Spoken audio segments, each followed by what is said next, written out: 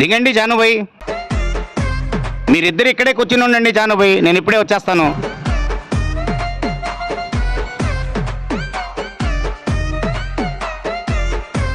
ఏంటన్నా ఎండ్లో కూర్చోబెట్టి వెళ్ళిపోయాడు? అరే ఎండ్లో ఏంట్రా, ఉడికిచ్చింది ఎందుకు? ఉడిగేసుకొని కూర్చోమని. వీడేంట్రా బాబు, 4 రోజుల ముందు వాళ్ళ అమ్మాయి పెళ్లి కార్డులు పంచాడు, 15 రోజుల ముందు రమ్మన్నాడు, 4 రోజుల క్రితం తీసుకొచ్చి కళ్యాణ మండపం ముందు కూర్చోబెట్టాడు. కళ్యాణ మండపం వాడితో మాట్లాడాడో లేదో కూడా తెలియదు. ఆఖరికి ఆ కళ్యాణ మండపం తాళం కూడా తీయలేదురా. నువ్వు ఈ ఊళ్ళో అడిగేలాగంటే నేను మంగళగిరి నుంచి వచ్చాను, నా పరిస్థితి ఏంటన్నా?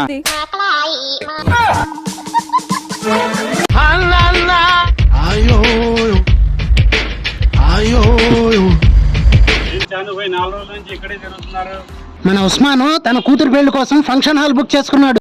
చాలా 15 రోజుల కోసం నేను బుక్ చేసుకున్నాను.